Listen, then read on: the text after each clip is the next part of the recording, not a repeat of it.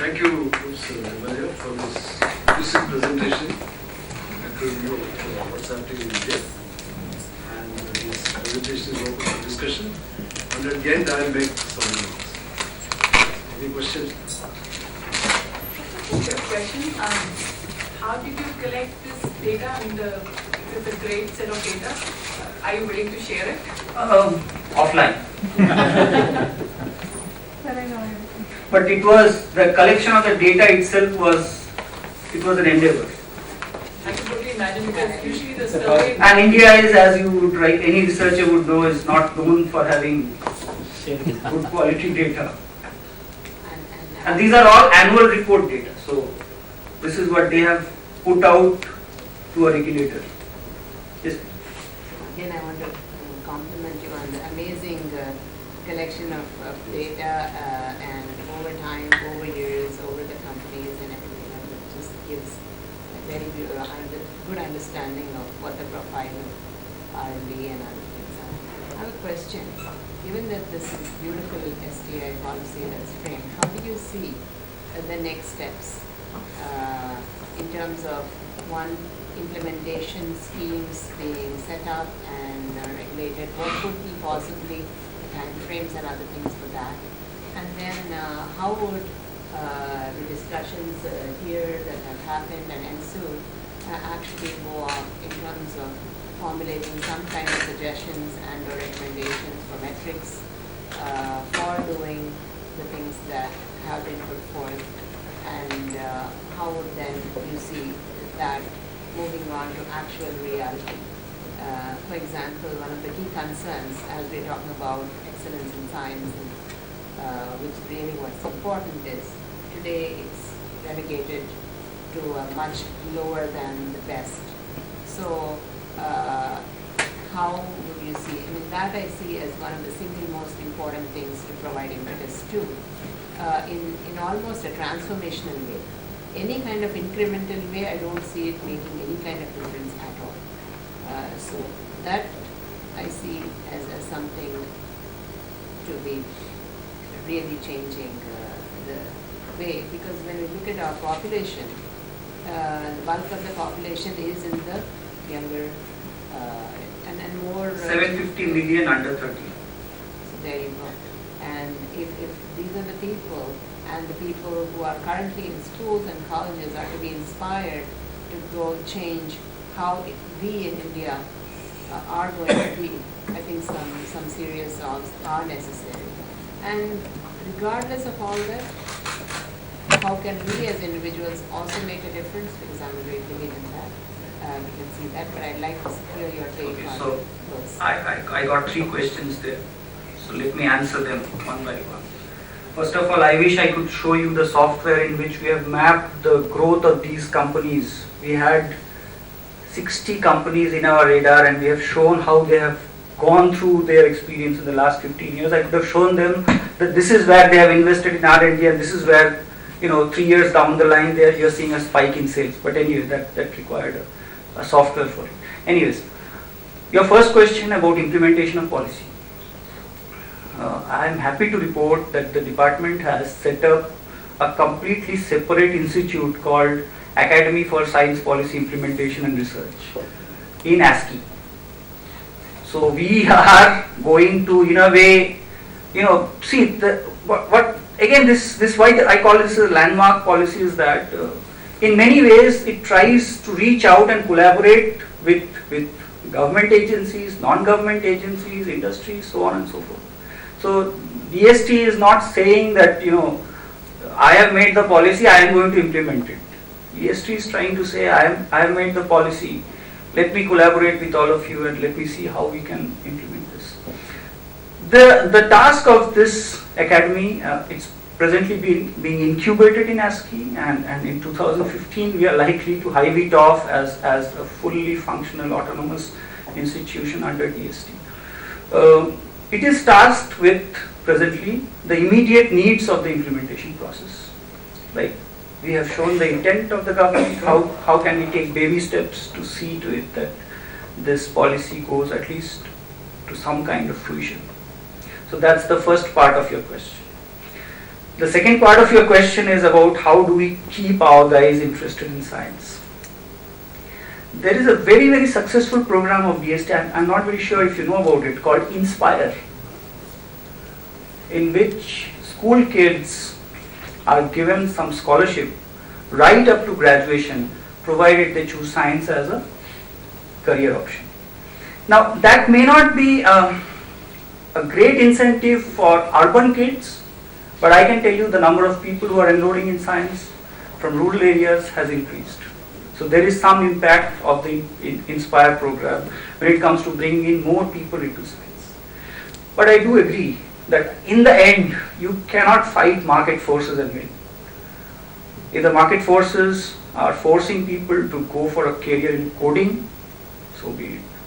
You cannot really fight it. You can try with these measures, but in the end, you will have to kind of agree that yes, 10% of my top guys are going into these IT companies.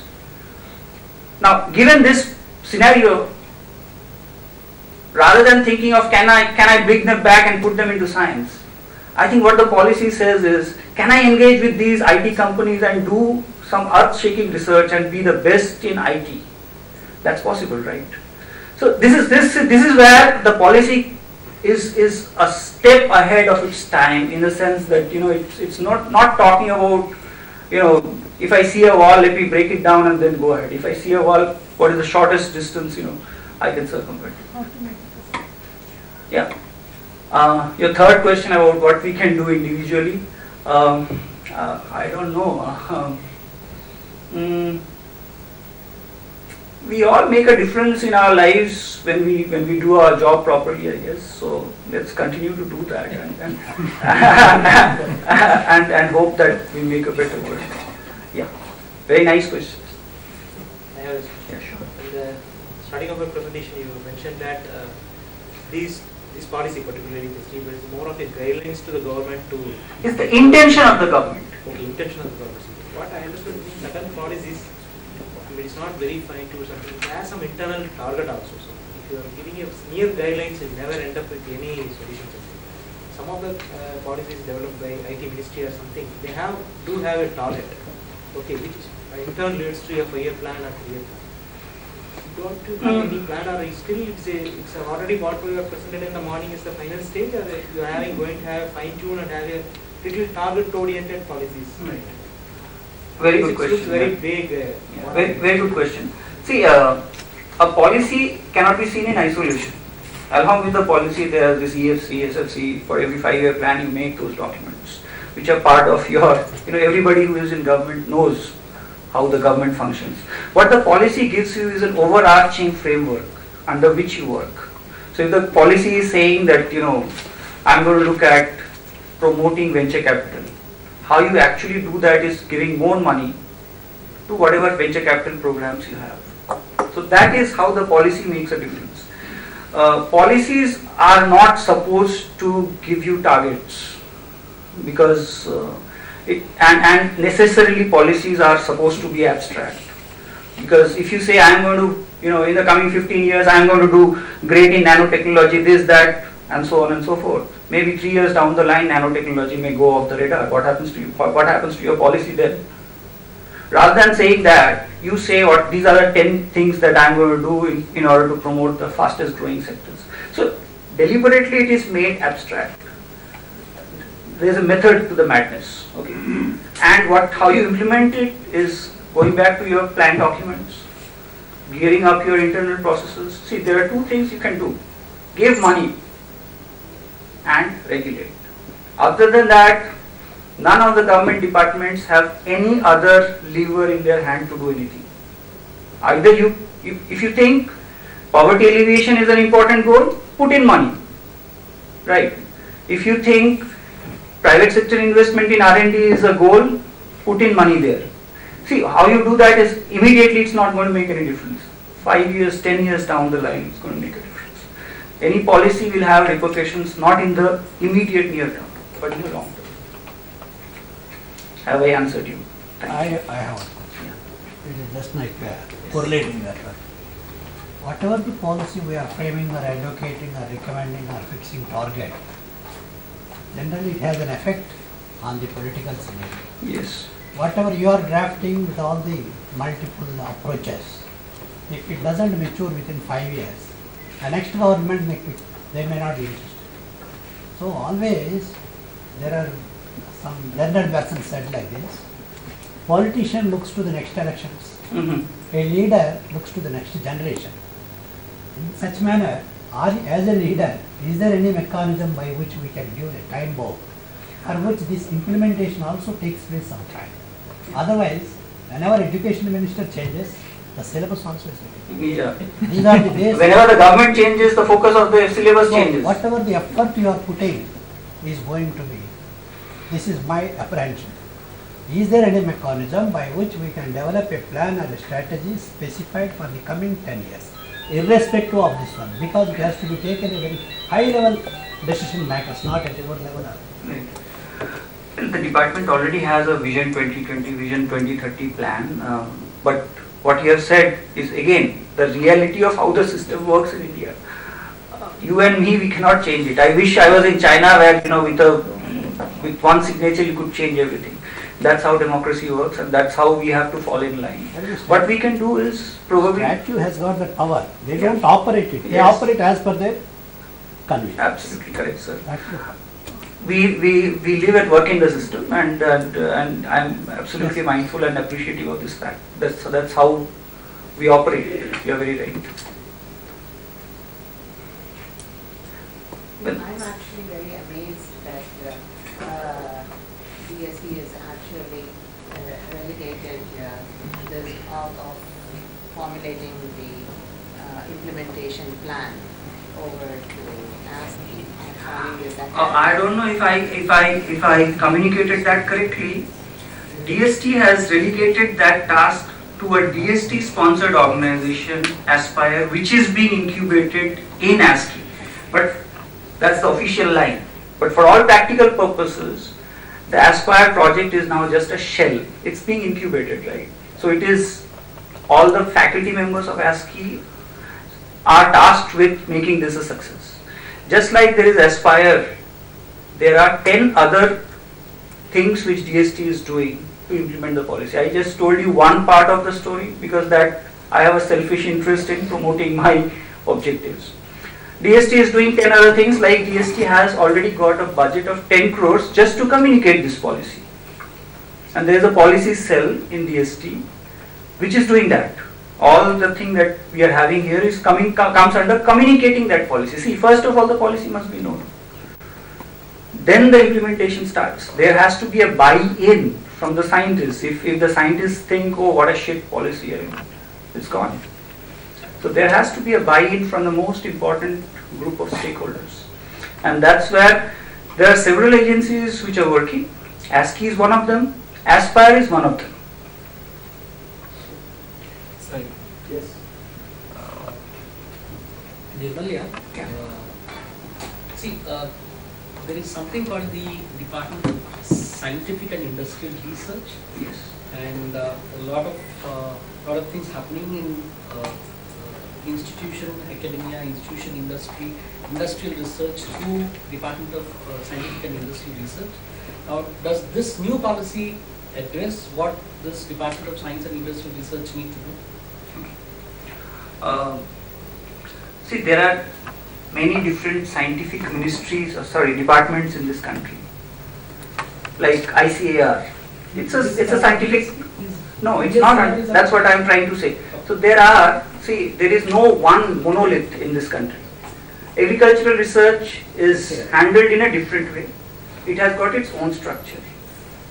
CSIR, which you are referring to, is actually comes under a different department. DSIR. It comes under DSIR. But DST doesn't have, in a sense, vertical organizations under it which are promoting actual scientific work. It works as a coordinating agency at the top level. It is mandated to make policies and implement policies. So think of DST as that link. There will be a lot of issues if I say apex, but let us say it's that common thread which ties all the different departments together when it comes to taking critical policy decisions. Including ICAR? Of course, yes. Of course, yes. Of course, yes. Of course, yes. Yeah. Yeah, Nirmalya, it's so amazing, and maybe you have explained everything and mentioned like this is almost like communicating this policy to the folks. That's the main purpose, and DST has a specific allocation for that one. That's the job they are doing. And in other way, if I understand correctly, it's almost like maybe it's like a set stone. That's what we can say. Like maybe it's set stone already. It's freezed. Yes. This policy. Yes. And at the same time, we are organizing 8 workshops, or the 8 this kind of conferences, brainstorming conferences. The moment I say the brainstorming conferences, or anybody say the brainstorming conferences, that's like a discussions we've been seeing from the morning. Like maybe something is right and something is wrong. This policy is really good, and something really needs to go into the policy. This is required. So what are the learnings really we are looking for out of these 8 conferences? Is something is emerging which is not already included in the DST policy? Is DST is going to consider those components? And if yes, what did you learn from the morning? Like, is there anything have you seen here? Many times I was actually outside. Now, jokes apart, very nice question. Just like what we are having now, we had a series of such brainstorming sessions before the policy was actually written. And we spoke, the department spoke to a lot of stakeholders, like CII for example, FICCI, the industry bodies, academia, its own research laboratories. So there was a lot of discussion, and based on those discussions this was written. Your question about whether it is set in stone, nothing is set in stone. Why we are having this deliberations is, as I said, it's an abstract document. A policy is just a set of guidelines. But the implementation, like from this policy, maybe 15 programs will be created. Just like you have the nano mission or the water mission, those are huge programs of the government into which, let's say, 1,000 crores will be given. So how this policy is going to be implemented is, in the next 10 years, you are going to have a series of programs which are going to come up, which is actually going to dovetail and aid in the implementation of this policy. This series of stakeholder workshops is actually to identify whether we can take various steps towards creating those programs. Like for example, in the previous policy 2003, there was a lot of talk about improving R&D infrastructure. How do we fund R&D infrastructure? You will find that DST actually changed its own mechanisms and actually funds it like a venture capitalist. You at the top level in certain programs of DST works as a venture capitalist, as a very early stage venture capitalist, without any expectation of return perhaps. So the 2003 policy changed its working in a way. The 2013 policy perhaps is going to change its working in certain ways which actually broadly aids in the fulfillment of the objectives of the policy. These series of workshops actually basically we are inching closer and closer. Maybe next time when we do it, we will basically set a set of programs before you and let us debate whether this is a good idea to implementing the policy or not, right? So maybe this is the early stage, maybe in the next 2-3 months, that is also going to be set in stone. So the policy is set in stone. Sorry? Does that mean that policy is set in stone? Sir, in a democracy, nothing is set in stone. There is a second question too. Yeah. You didn't answer that one. Sorry? There is a second. I think I'll go offline on that part. I have made certain observations which I also need to really look into before. Offline questions are becoming many, sir. So it seems to be it's ideal to have some offline. No, I mean certainly certain very interesting and important observations have come in all the sessions, and I am sure you will collect all of this and put it into a document. On my own behalf, I have been taking notes and something stays in my brain as well. So let us see.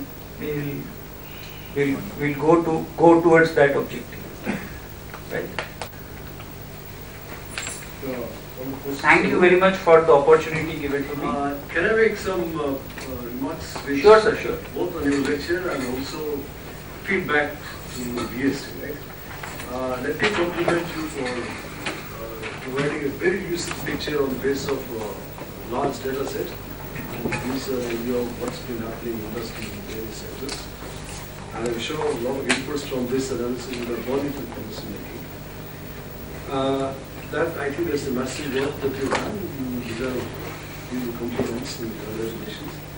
And regarding the policy document itself, Sir, can I interrupt you for a second? By the way, it's just being shared with you. It's Yeah. not as if officially we have had any role to play in the policy. It's just that we have created some background documents which DST in its own wisdom have taken it forward. So let me also make a few remarks which are really reaction to the policy document. See, if you look at our Indian R&D system after independence, I'm sure you agree with me that most of the universities over time have been reduced to merely teaching organizations. Because most of the funding was taken away by the specialized institutions like CSR institutions and defense institutions and various other establishments like DAE. Now, as a result, universities were sapped of this kind of funding. And imagine if all these institutions were either located on the university campuses or the university research was funded for various projects that these organizations have undertaken, our universities would have done much better than now. Number one, even now in the policy, there is no place for universities. You are trying to say, the policy is trying to say that we are going to encourage public-private partnership. And I for one, would advocate that our public institutions built up enormous competencies, capacities. We should also explore public-public participation, public-public collaboration. Right?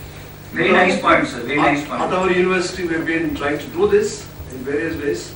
And see, what will happen to all the capacities that were built in these institutions?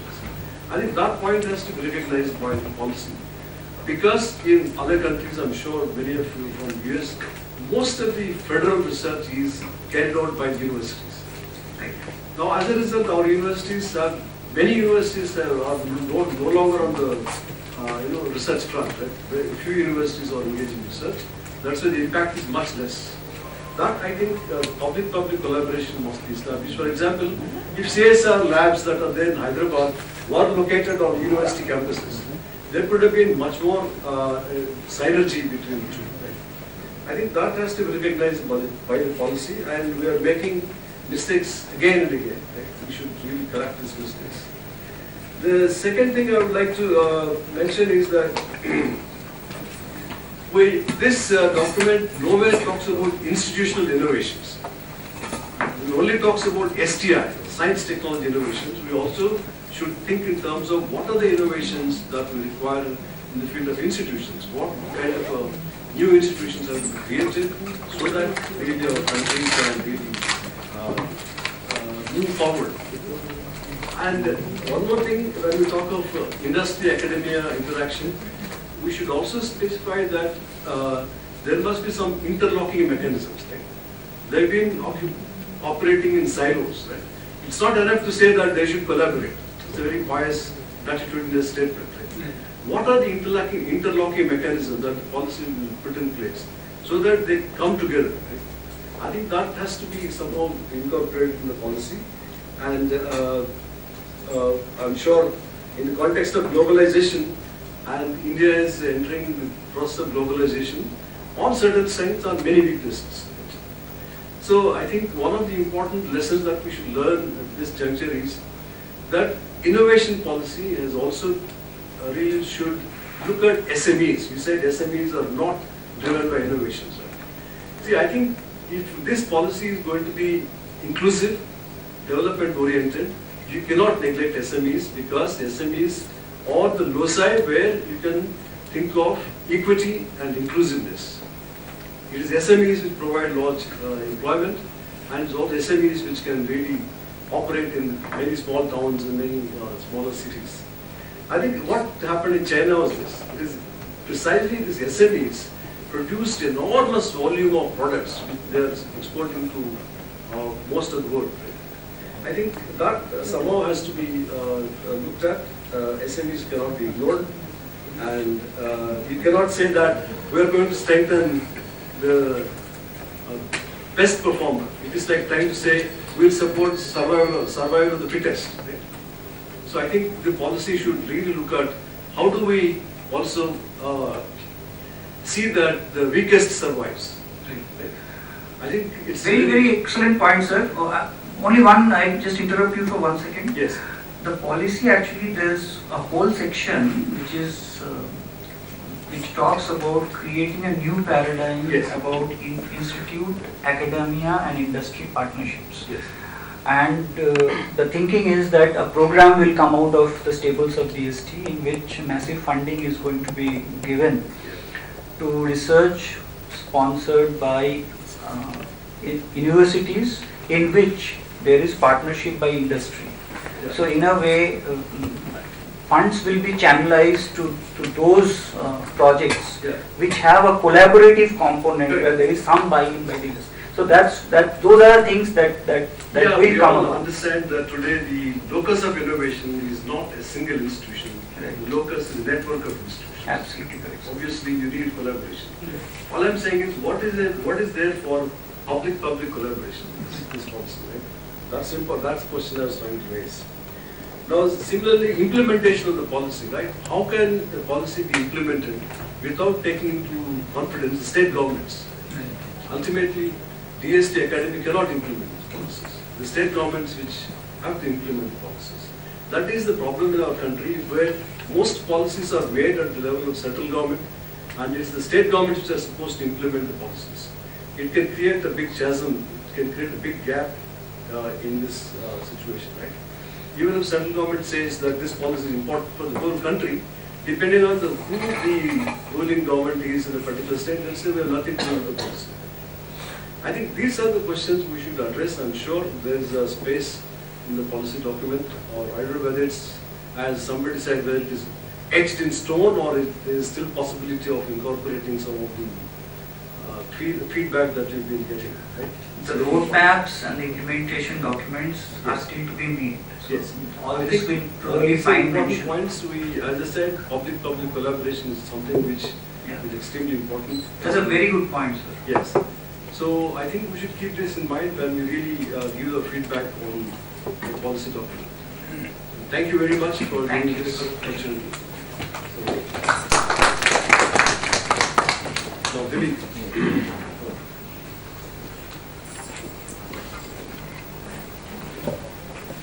Thank you, Dr. Hari Babu, for efficiently conducting this session. And thanks also, Nirmalya. You made it so clear by the end of the day. Thanks a lot for all those details. And hope we all will have an opportunity to work for the DST. It's recording. Are you saying something? Okay. Yeah. Now, rather than closing for tea, maybe we can close this valediction.